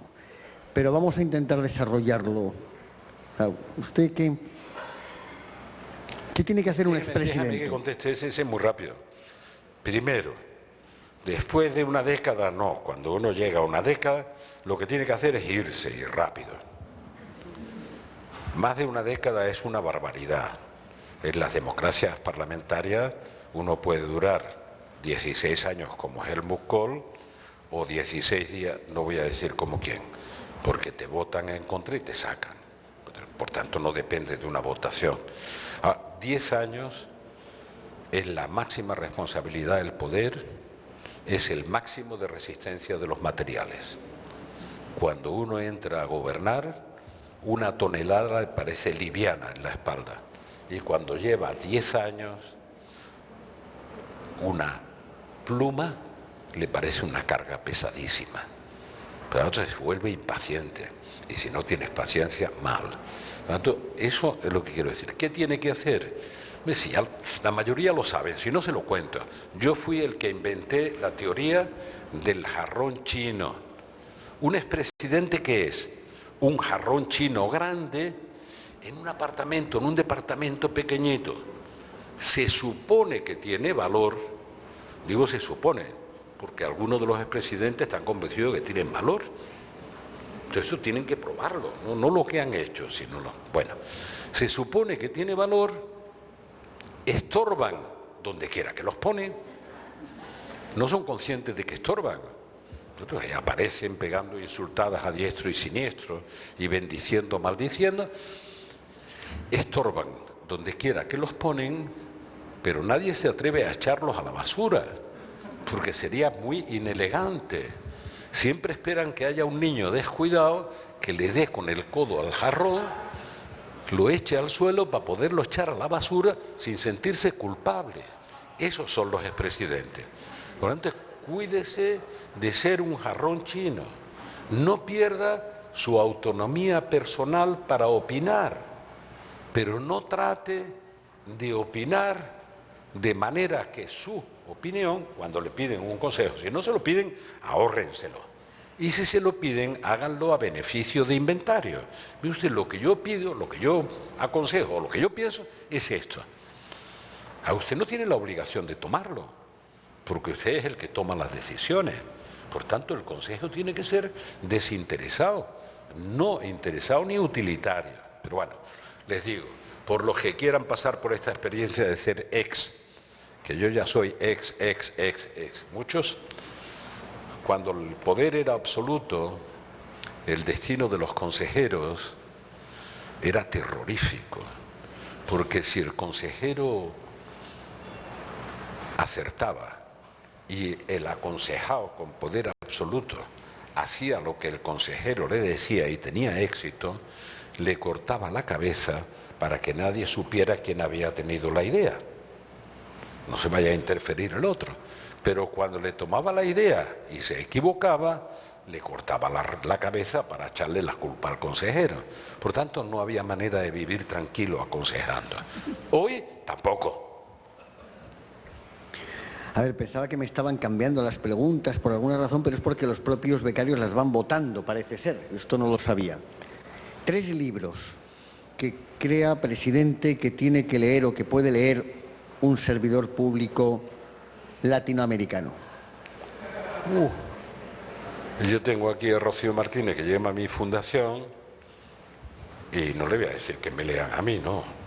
Ni le voy a decir que lean a Fernando Enrique Cardoso, que dice una cosa muy graciosa. Ahora, hace 50 años se publicó un libro fantástico suyo. Claro, estaba en el exilio, con dictadura en Brasil. Y si lo oyen, si estuviera aquí conmigo ahora, estaríamos mucho más divertidos, se lo aseguro. Y él les diría a los millennials, por favor, vean lo que hago, no lean mis libros. Dice, no lo que escribí, sino lo que hice. No es bueno decir, bueno, 3 son pocos y seleccionarlo. Hay muchos libros de moda, muchos, y tan de moda que pasan muy rápidamente con la moda. Y me cuesta mucho trabajo hacer publicidad gratuita para otros, incluso para mí. Yo hice uno sobre crisis de liderazgo, otro sobre crisis de gobernanza, la democracia representativa, en el peor año de Brasil. No tuvo mucho éxito hasta que le cambiaron el título. Porque con crisis de gobernanza, la democracia representativa, donde analicé con 50 investigadores cuáles eran los problemas internos de la democracia representativa y los choques externos, los de las redes sociales, cómo influían o cómo influían la globalización en la limitación del poder, del margen de poder del Estado, con todas estas tonterías, y le llamamos crisis de gobernanza, que se llamaba así, el curso y el libro, y los editores con mucha inteligencia decían, con ese título no vendemos ni una escoba. Esto apenas en análisis sociopolítico de universidades, y le cambiaron el título, y el título es ¿Quién manda aquí?, con un punto de interrogación. Título que le pareció divinamente a López Obrador para que se viera el libro encima de su mesa cuando anuló el proyecto del aeropuerto de México. Y entonces nos hartamos de vender el libro, porque la televisión vía y un libro firmado por mí que ponía ¿Quién manda aquí? Y quien manda aquí era, claro, que López Obrador estaba diciendo ¿quién se sienta en la silla del águila? Soy yo, ¿verdad? No lo duden. Por tanto, el aeropuerto no se hace, punto. Esa era la explicación. Bueno, entonces hay muchos, ¿eh? Ahora hay demasiada literatura, de verdad, sobre los elementos de la crisis, y son muchos. Lo que les digo es que la amenaza al único sistema que nos ha permitido vivir en libertad, que es la democracia representativa, es una amenaza por factores internos que están bien estudiados. Uno de ellos es la corrupción, otro es la judicialización de la política, la torpeza de los políticos para resolver políticamente sus conflictos hace que acudan a los tribunales para que los jueces diriman sobre los conflictos políticos. Y después se quejan cuando finalmente los jueces politizan sus decisiones. Nosotros judicializamos la política y finalmente los jueces dicen, bueno, yo politizo las decisiones. Y la última cosa de las clásicas que está pasando en América Latina, como yo tengo muchos años, hemos luchado mucho juntos, España, países de América Latina, por recuperar las libertades democráticas, por organizar la transición entre la dictadura y la democracia. Le digo a Ricardo Lago, a Fernando Henrique Cardoso, lo que quieran, mucho. Y por tanto, para que los gobiernos no fueran militares, que eso era la tradición. Bueno, cuando digo, en contra de algunos de los investigadores del Instituto Elcano que dicen que no, que están de vuelta los militares, pero no con golpes de Estado, no. No es la inutilidad de los políticos las que lo trae de vuelta llamados por los políticos. Bueno, los regímenes bolivarianos, como saben, son cívico-militares. El orden de los factores es el equivocado, son militares cívicos. O sea, los cívicos son muñequitos de guiñol y los que mandan son los militares, pero no han hecho golpes de Estado, ¿eh?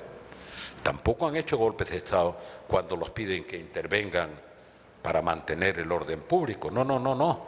Es que la democracia recién recuperada cree que mantener la seguridad en las calles es autoritario. Y nadie, créanme, nadie se siente libre si no se siente seguro, él y su familia. Y la primera responsabilidad del Estado es darle a la gente seguridad para que se sientan libres. Cuando el Estado falla en eso, repito, desde la Patagonia al Río Grande, vengan los militares a resolverme mi inutilidad. Lo mismo que hacemos con el Fondo Monetario Internacional. Si no existiera, lo tendríamos que inventar. ¿A quién le vamos a echar la culpa de las torpezas que cometemos para tener que acudir al fondo? Pues terminamos echándosela al fondo, que son los culpables de todo. No vaya al fondo, no vaya, que nadie lo obliga. Pero una vez que ha ido, no lo insulte, o mejor, insúltelo, porque si no, no se va a hacer responsable de las cagadas que usted ha hecho, con perdón. Aquí tenemos 2 o 3 preguntas que creo que van un poco en la misma dirección, hablando de polarización, ideologías distintas.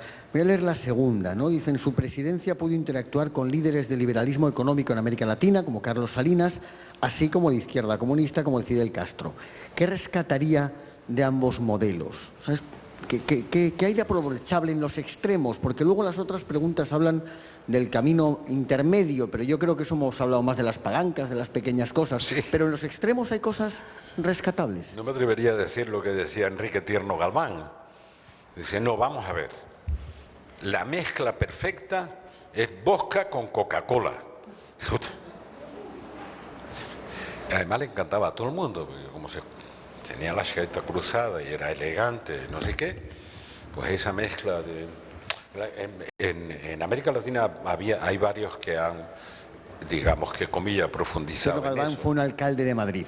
Sí, Tierno Galván es un gran alcalde de Madrid que hacía unas, ¿cómo se llaman esto? Las cosas que hacen los edictos, que hacen los alcaldes, literariamente bellísimos, y nunca se ocupó de la gestión, que era cosa para los subalternos, pero un tipo magnífico, ¿no? O sea, a mí me arruinó un congreso que llamamos el Congreso del Marxismo en el año 80, porque él, muy respetable, se subió a la tribuna diciendo, bueno, por este camino del reformismo que acabo de confesar, dice, nunca vamos a llegar a la cima de la montaña. Esto es demasiado lento. Y él se impacientaba verbalmente, en la práctica no. Por ese camino nunca llegaremos a la cima. Y a mí se me vino a la cabeza un maravilloso libro que había leído sobre los sherpas que acompañaban a los inquietos conquistadores del Everest. Y los sherpas nepalíes decían una cosa maravillosa, intentando aconsejar a los otros. Si quieres llegar a la cima como si tuvieras 20 años, decían, sube como si tuvieras 80. ¿Qué es el trasfondo de la sabiduría que no se aprende en las universidades? Es decir, usted va acelerando para subir rápido a la cima, se va a quebrar, se va a quedar en la tercera base o en la segunda base. Si quiere llegar a la cima, camine con una dimensión humana. Bueno, ¿qué hacemos con esto? Rescatable de los extremos. Carlos Salinas no inventó el liberal. Primero, las simplificaciones. Llamamos neoliberales normalmente a los neoconservadores. Pero bueno, imaginaros para discutir eso ahora. Y llamamos populismo progresista, porque nadie se atreve a llamarlo comunista o cualquier otra cosa, a la gente de izquierda. Todos son preconceptos que se manejan como banderas ideológicas. Las banderas ideológicas cada vez son más frágiles, porque en realidad discursos ideológicos simplistas son como las corazas, las armaduras esas de la Edad Media. Es la coraza que te defiende para afirmarte de lo que eres. Yo hago un discursito dentro de la coraza. Y lo grave, eso vale para la derecha, para la izquierda, para lo que queráis, es que cuando hables la coraza de ese discurso ideológico, te encuentras que detrás de la ideología no hay ideas, no hay más que una coraza. Por tanto, la coraza es puramente defensiva de la incapacidad para producir ideas. Si les contara, necesitáramos 2 cursos más. Si les contara mi relación con Fidel Castro durante años, pues digamos que terminaría con un ejemplo que les llamará la atención. A mí me pidió Chávez, Hugo Chávez, me pidió poco antes de que enfermara y retirara a Raúl del poder, a Fidel, que fuéramos a encontrarnos con Fidel los 3, que hiciéramos un debate los 3. Y a mí me llamó la atención, porque dije, pero ¿por qué quieres que vayamos? Yo llevo discutiendo con Fidel años, nunca nos hemos puesto de acuerdo, pero bueno, ¿qué interés tienes tú? Él partía de una base curiosa, que tenía 2 componentes.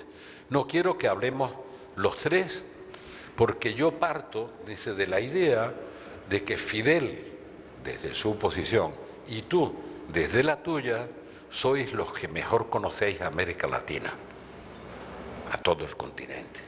Dice, a mí me gustaría contrastar esas 2 opiniones. Digo, bueno, ¿y por qué no discute esto con Fidel? Le dije yo, pues yo estoy harto de discutir. Y Chávez me dijo, yo voy a discutir con Fidel y hablar. No, para mí Fidel es un icono, está más allá de la discusión. Es como el pajarito ese que buscaba Maduro para comunicarse con él. Como el pajarito delante de la serpiente, que se queda paralizado y dice que la serpiente te va a dar un bocado. Pero es tan bello lo que estoy viendo. Bueno, por lo tanto, esa es la última fase de lo que les quiero decir. Con Salinas hicimos un primer encuentro en el 91 muy curioso. Salinas era un tipo, y es uno de los tipos más inteligentes que he conocido en toda América Latina. Incluso tenía un problema, es que estaba pasado de inteligencia. Y por tanto, bueno, un hombre que empezó a gobernar como yo con 40 años y tenía que acabar, no mi periodo, el periodo mexicano con 46, y con 46 para toda la vida. Se bajaba de la silla del águila y ya no había manera de montarse ni en la silla del águila ni en la intermedia. Y no se resignaba a salir. Salinas, esto que ahora dice López Obrador, que yo no creo. Salinas era un nervio profundo. Y después de haber sido todo el poder, el emperador, con 46 años dejó de ser todo. Bueno, le costaba mucho. Pero decía que era liberal. Salinas era muy inteligente, muy pragmático Y se equivocó muchas veces. Y nos llevó de cabeza al tequilazo. Salinas era y es persona con la que me he relacionado muy bien. Hicimos la primera cumbre, el primer invento iberoamericana en México, en Guadalajara, y tuvimos en Guadalajara y en público la primera bronca, Fidel y yo, porque queríamos que Fidel transitara hacia un proceso de democratización que se estaba produciendo en todo el continente. Pero más bien Fidel era renuente, no le gustaba mucho eso de la democracia. Como me decía en Bariloche, yo me sacrifico, 95, noviembre del 95, estábamos cerrando un acuerdo de Unión Europea. Cuba tenía que eliminar el delito contra la revolución del Código Penal. Y teníamos ya un dictamen del Consejo de Estado francés. Seguíamos el modelo Unión Europea-Vietnam. Y estaba discutiendo con Fidel ahí, y le digo, mira Fidel, es la última oportunidad que tienes, porque en marzo del año que viene habrá elecciones generales en España. Y lo más probable es que yo las pierda. Llevo mucho tiempo en el gobierno. Y le decía, hasta yo estoy harto de mí mismo, imagínate los españoles. Lo lógico es que me saquen ya del gobierno. Bueno, se sintió aludido y se levantó y daba francos así, ¿sabes? Se paseaba así a pasos largos y decía, o sea, que tú crees que yo estoy por gusto en el poder. Digo, no he dicho tal cosa. Digo que hasta yo estoy harto de mí mismo, que aproveche esta ocasión, porque cuando venga Aznar, este acuerdo no lo vas a tener. Y esa era la broma dura. Y empieza a dar, yo me sacrifico por Cuba en la revolución. ¿Saben lo que les contesté? Digo, es magnífico lo que me estás contando, Fidel. Mañana que lo publique el Granma. Pero a mí no me digas tonterías, yo te voy a decir, sin que me lo pidas, lo que yo te aconsejaría. Lo que te aconsejaría es que le preguntaras a los cubanos a ver si quieren que tú te sigas sacrificando por ellos.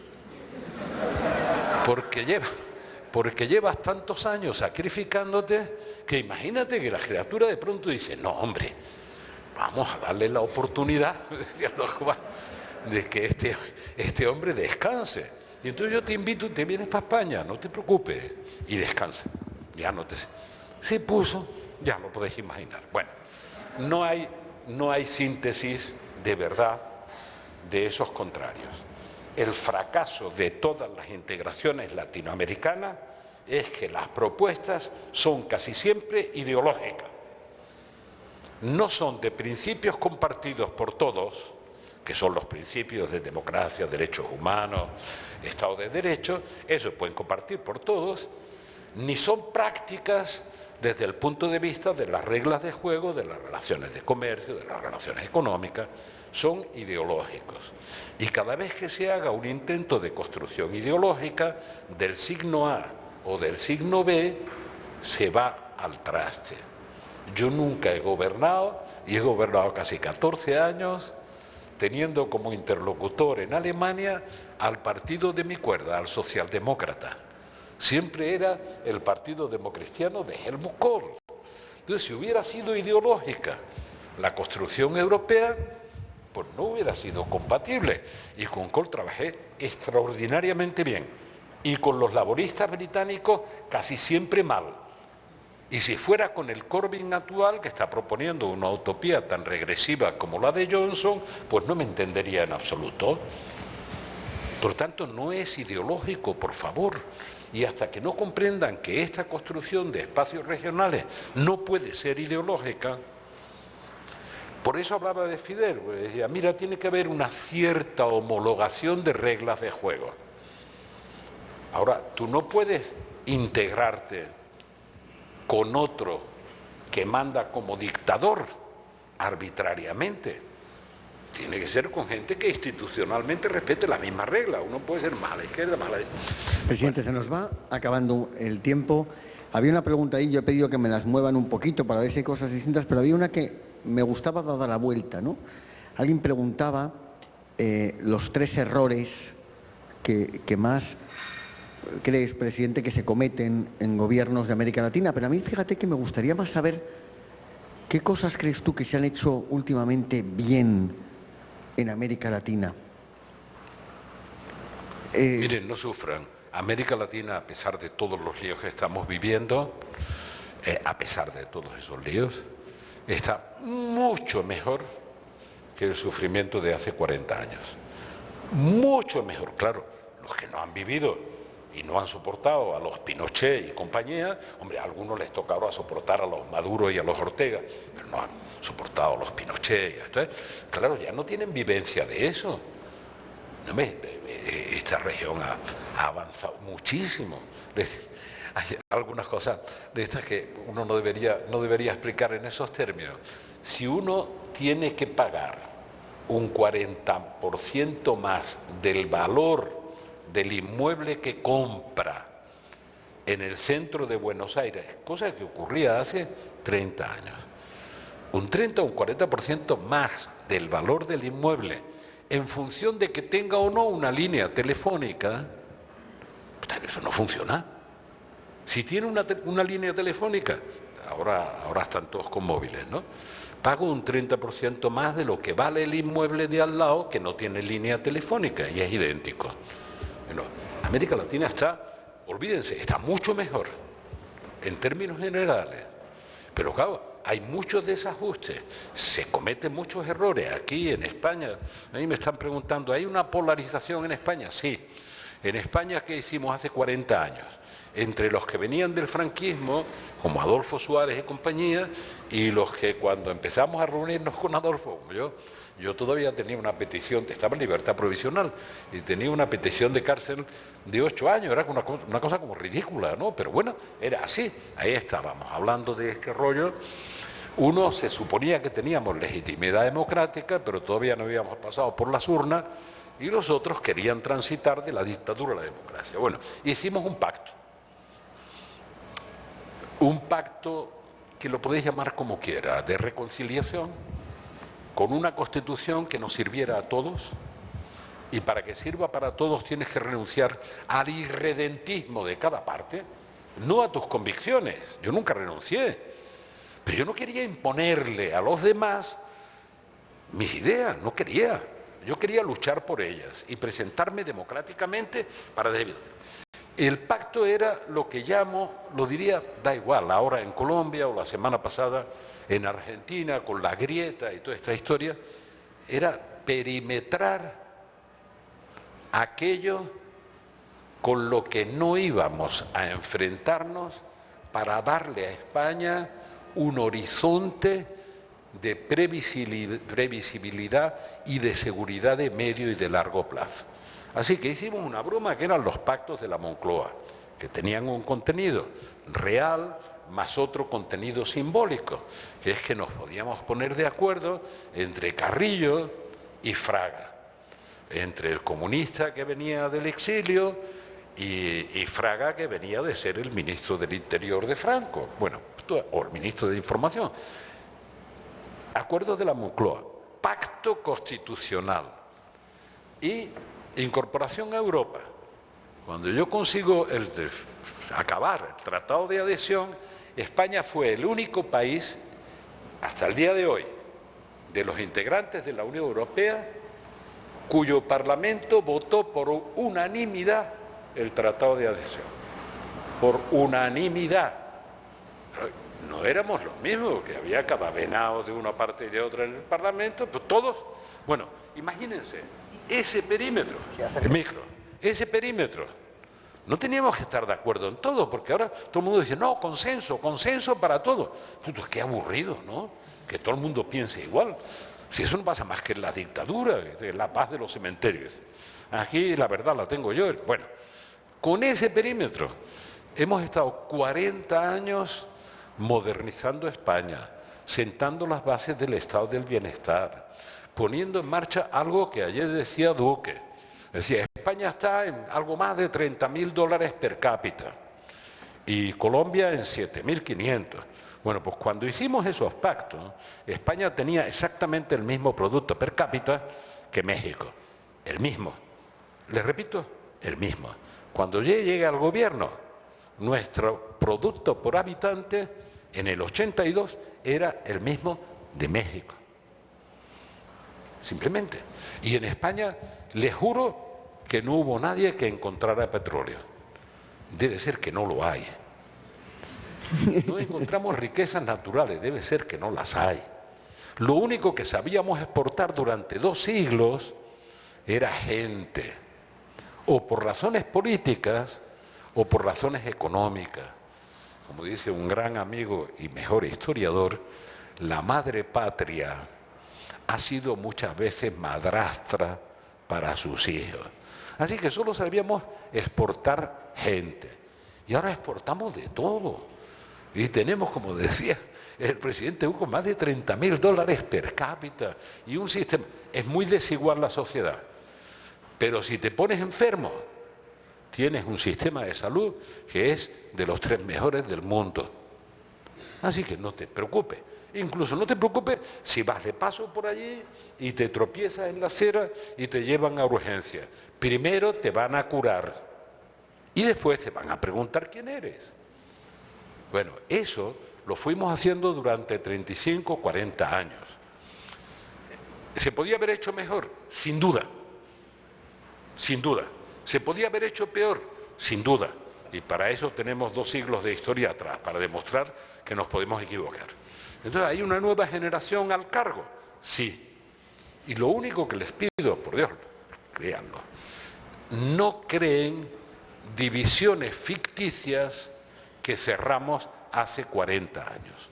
O sea, critiquen todo lo mal que lo hicimos y háganlo mejor. No creen grietas artificiales, que dirían en Argentina, ni tengan un área de consenso para todo, porque es falsa, pero hagan lo que puede hacer un buen padre de familia, que lo digo muchas veces, incluso en las familias, todo el mundo discute y uno ve una vez. Un buen padre de familia, digamos, dice, oiga, nos vamos a poner de acuerdo esta familia en cuáles son las cosas de comer. Y las cosas de comer son 3 o 4, ¿verdad? Sí, estas. Con esta no jugamos. Vamos a jugar con todo lo demás, pero con las cosas de comer no.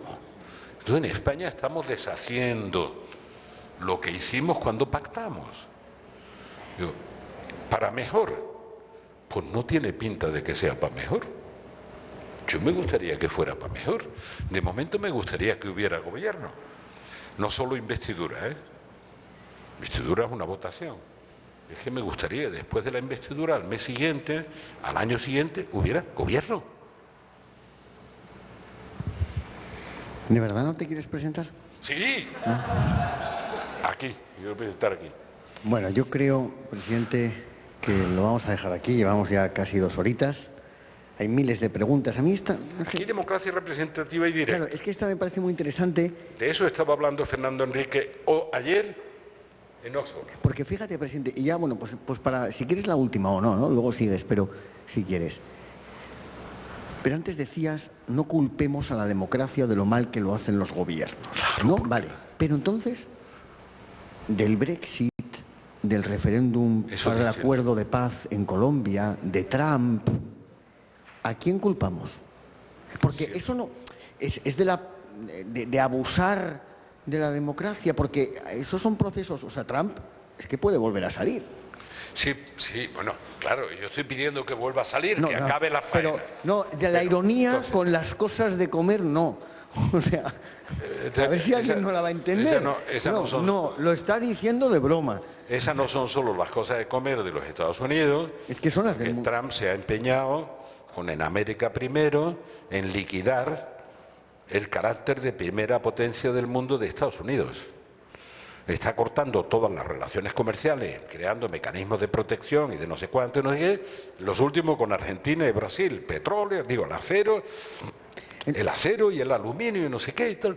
Y de pronto Bolsonaro dice, oiga, pero si yo lo admiro tanto, que hago lo que usted me diga. No, lo que digo es que le voy a meter un arancel porque ustedes están abusando y tal. Bueno, entonces, ¿de quién es la culpa del... Ahora te digo, lo de la democracia directa es terror. Pero te digo ese ejemplo. Trump es incapaz de comprender le repito de verdad, incapaz de comprender que la economía brasilera o la argentina, por citar dos contra las que ha arremetido ahora, no son complementarias hoy con la economía de Estados Unidos y sí son complementarias con la economía china. Por tanto, Brasil y Argentina podían exportar, si quisieran, en el ideal, grano a Estados Unidos y soja. Pero si eso es lo que quieren exportar los electores de Trump, maíz, soja, y dice usted, es que no son complementarias, son competitivas en renglones fundamentales. Y sin embargo, con China son complementarias. El problema de América Latina con China es que no son capaces de entender que los chinos no dan puntadas sin hilo, ¿verdad? Y hacen bien, defienden sus intereses. Y en América Latina, ayer lo veíamos otra vez, solo miran aguas abajo si llegan inversiones y se hacen negocios, solo miran eso. Los chinos no quieren eso, ¿eh? Los chinos quieren acuerdos de convergencia con los gobiernos. Pero a los gobiernos les parece que eso no importa. Lo que importa son las inversiones. Pero bueno, vamos a la democracia directa, la democracia representativa. La democracia representativa, la única de que disponemos, está en crisis. Sí. Factores internos, factores externos, choques como redes, choques inmediáticos, etc.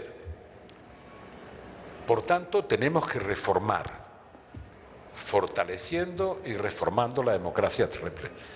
Lo contrario de la democracia representativa sería la democracia directa, que muchos dicen, no mecanismos que tenemos que ir perfeccionando, sino la democracia. Pues la democracia directa es el referéndum.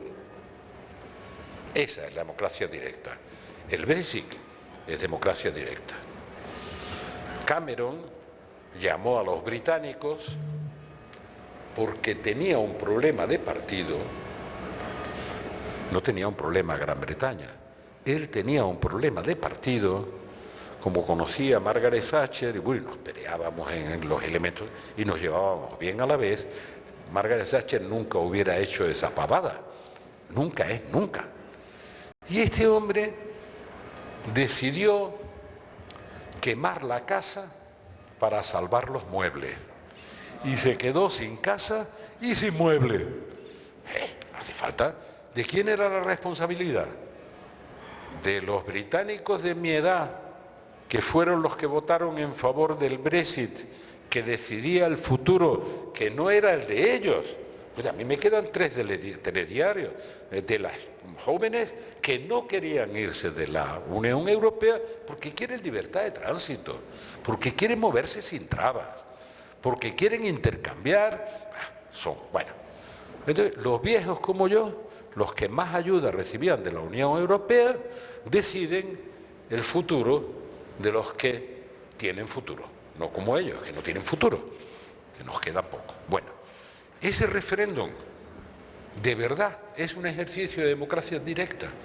Desde el día número 1, a pesar de que Cameron se dimitiera y saliera silbando después de haber hecho la faena, esa faenita ha puesto en crisis a la democracia institucional más potente del mundo, institucionalmente más potente. Yo no he visto nunca una máquina, embajador, tú sabes de lo que hablo, más perfecta de política exterior que el Foreign Office. Nunca. ¿Qué le pasa al servicio exterior británico? Que lo han dejado inutilizado, porque son fantásticos para defender los intereses de Gran Bretaña, pero hoy no saben cuáles son los intereses de Gran Bretaña que tienen que defender.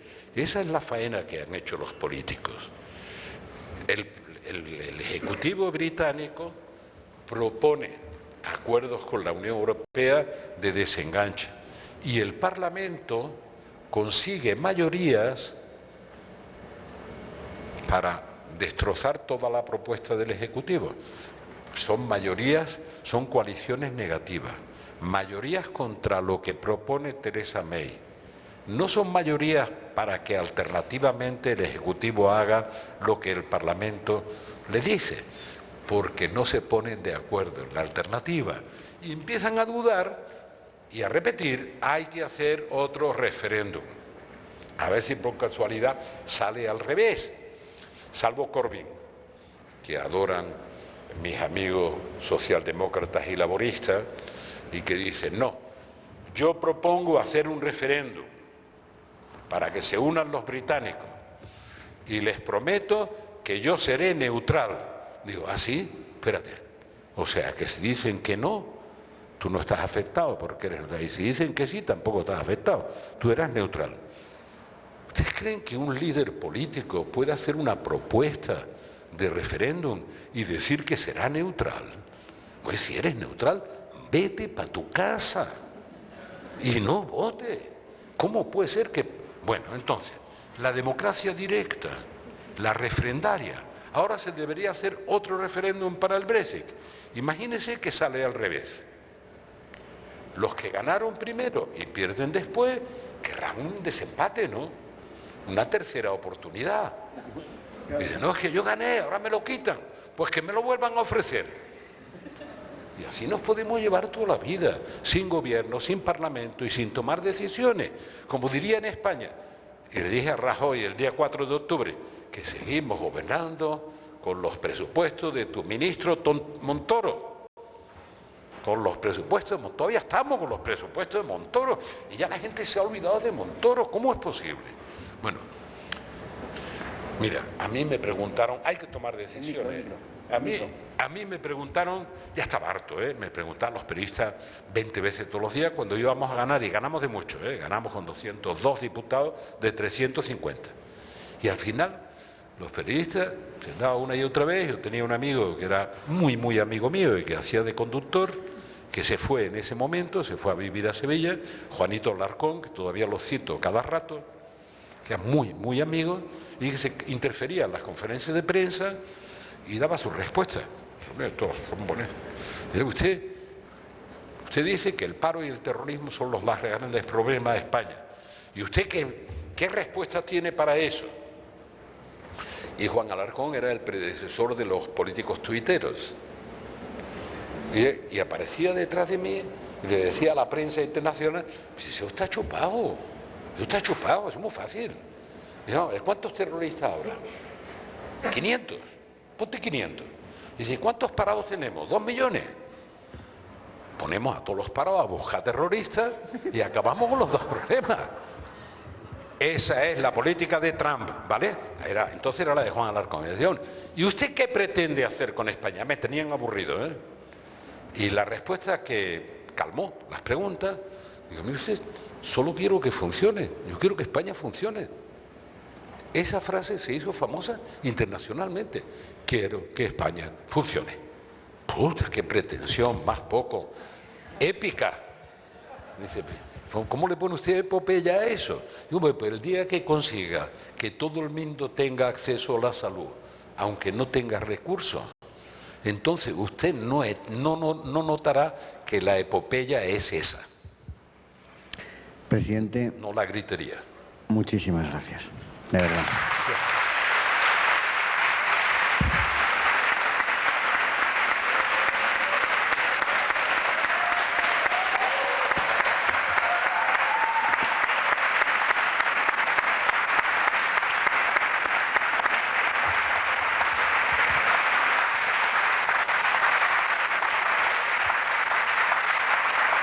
Os quiero decir...